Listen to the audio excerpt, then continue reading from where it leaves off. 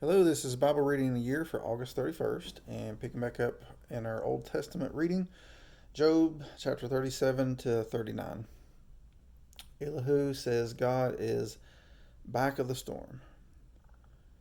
Chapter 37. At this also my heart trembles and leaps from its place. Listen closely to the thunder of his voice and the rumbling that goes out from his mouth under the whole heaven. He lets it loose, and his lightning to the ends of the earth. After it, a voice roars.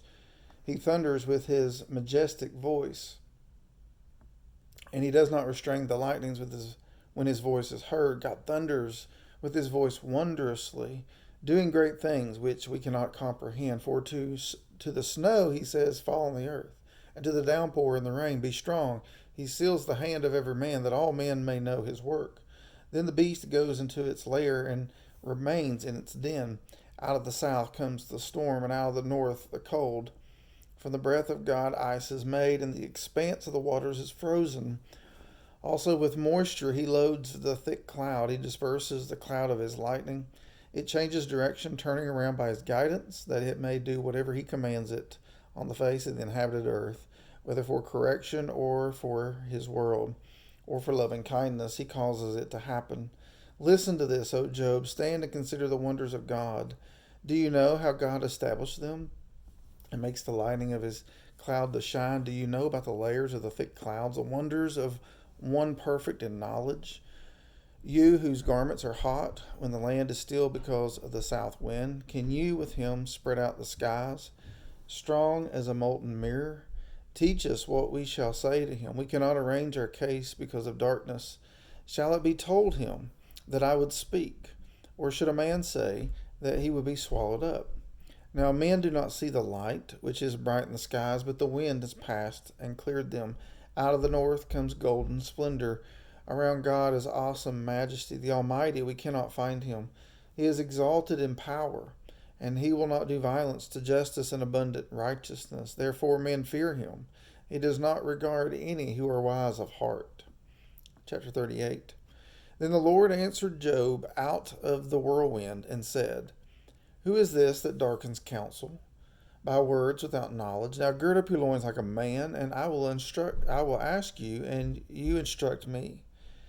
Where were you when I laid the foundation of the earth? Tell me, if you have understanding. Who set its measurements, since you know? Or who stretched the line on it? On what were its bases sunk? Or who laid its cornerstone when the morning stars sang together and all the sons of God shouted for joy? Or who enclosed the sea with doors? When bursting forth it went out from the womb, when I made a cloud its garment, and thick darkness its swaddling band, and I placed boundaries on it, and I set a bolt and doors, and I said, thus far you shall come, but no farther, and here shall your proud ways stop. Have you ever in your life commanded the morning and caused the dawn to know its place, that it might take hold of the ends of the earth, and the wicked be shaken out of it? It is changed like clay under the seal, and they stand forth like a garment. From the wicked their light is withheld, and the uplifted arm is broken. Have you entered into the springs of the sea, or walked in the recesses of the deep? Have the gates of death been revealed to you, or have you seen the gates of deep darkness? Have you understood the expanse of the earth? Tell me, if you know all this. Where is the way to the dwelling of light and darkness? Where is its place, that you may take it to its territory, that you may discern the path to its home? You know, for you were born then, and the number of your days is great. Have you entered the storehouses of the snow, or have you seen the storehouses of the hail, which I have reserved for the time of distress, for the day of war and battle? Where is the way that light is divided, or the east wind scattered on the earth? Who has cleft a channel for the flood, or a way for the thunderbolt to bring rain on a land without people, on a desert without a man in it, to satisfy the waste and desolate land, and to make the seeds of grass to sprout? Has the rain a father, or who has begotten the drops of dew? From whose womb has come the ice, and the frost of heaven? Who has given it birth? Water becomes hard like stone, and the surface of the deep is imprisoned. Can you bind the chains of the Pleiades, or loose the cords of Orion? Can you lead forth a constellation in its season, and guide the bear with her satellites? Do you know the ordinances of the heavens, or fix the rule over the earth? Can you lift up your voice to the clouds so that an abundance of water will cover you? Can you send forth lightnings that they may go and say to you, here we are? Who has put wisdom in the innermost being, or given understanding to the mind? Who can count the clouds by wisdom, or tip the water jars of the heavens when the dust hardens into a mass and the clods stick together? Can you hunt the prey for the lion, or satisfy the appetite of the young lions when they crouch in their dens and lie in wait in their lair? Who prepares for the raven its nourishment, when its young cry to God and wander about without food? Chapter 39. Do you know the time that the mountain goats give birth? Do you observe the calving of the deer? Do you count the months till they fulfill, or do you know the time they give birth? They kneel down, they bring forth their young, they get rid of their labor pains, their offspring becomes strong, they grow up in an open field, they leave and do not return to them. Who sent out the wild donkey free? And who loosed the bonds of the swift donkey, to whom I gave the wilderness for a home and the salt land for its dwelling place? He scorns the tumult of the city, the shoutings of the driver he does not hear. He explores the mountains for his pasture and searches after every green thing. Will the wild ox consent to serve you, or will he spend the night at your manger? Can you bind the wild ox in a furrow with ropes, or will he harrow the valleys after you? Will you trust him because his strength is great and leave your labor to him? Will you have faith in him that he will return your grain and gather it from your threshing floor? The ostrich's wings flap joyously, with the pinion and the plumage of love, for she abandons her eggs to the earth and warms them in the dust. And she forgets that a foot may crush them, or that a wild beast may trample them. She treats her young cruelly, as if they were not hers. Though her labor be in vain, she is unconcerned, because God has made her forget wisdom, and has not given her a share of understanding. When she lifts herself on high, she laughs at the horse and his rider. Do you give the horse his might? Do you clothe his neck with a mane? Do you make him leap like the locust? His majestic snorting is terrible. He paws in the valley and rejoices in his strength. He goes out to meet the weapons, and he laughs at fear and is not dismayed. He does not turn back from the sword. The quiver rattles against him, the flashing spear and javelin. With shaking and rage he races over the ground. He does not stand still at the voice of the trumpet. As often as the trumpet sounds, he says, Aha! And he scents the battle from afar, and the thunder of the captains and the war cry. As it is by your understanding that the hawks soar, stretching his wings towards the south? Is it at your command that the eagle mounts up and makes his nest on high?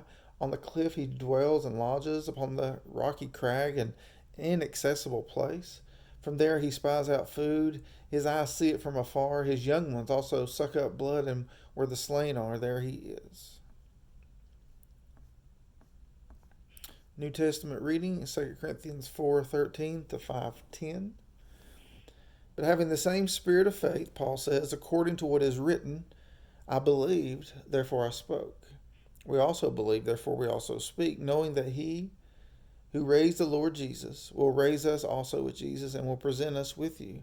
For all things are for your sakes, so that the grace which is spreading to more and more people may cause the giving of thanks to abound to the glory of God. Therefore we do not lose heart. But though our outer man is decaying, yet our inner man is being renewed day by day. For a momentary light affliction is producing for us an eternal weight of glory far beyond all comparison. While we look not at the things which are seen, but at the things which are not seen.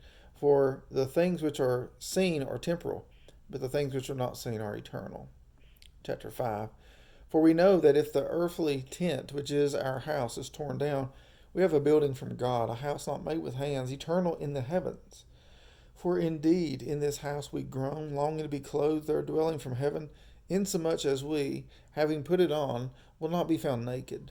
For indeed, while we are in this tent, we groan, being burdened, because we do not want to be unclothed, but to be clothed, so that what is mortal will be swallowed up by life. Now he who prepared us for this very purpose is God, who gave to us the Spirit as a pledge. Therefore, being always of good courage, and knowing that while we are at home in the body, we are absent from the Lord. For we walk by faith, not by sight.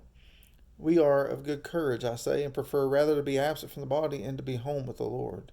Therefore, we also have as our ambition, whether at home or absent, to be pleasing to him. For we must all appear before the judgment seat of Christ, so that each one may be recompensed for his deeds in the body according to what he has done, whether good or bad. Psalm 44, 9 through 26. Yet you have rejected us and brought us dishonor, and do not go out with our armies. You cause us to turn back from the adversary, and those who hate us have taken spoil for themselves. You give us as sheep to be eaten, and have scattered us among the nations. You sell your people cheaply, and have not profited by their sale. You make us a reproach to our neighbors, a scoffing and a derision to those around us. You make us a byword among the nations, a laughing stock among the peoples.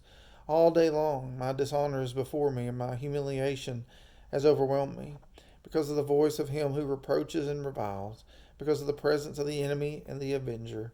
All this has come upon us, but we have not forgotten you, and we have not dealt falsely with your covenant. Our heart has not turned back, and our steps have not deviated from your way. Yet you have crushed us in a place of jackals, and covered us with the shadow of death.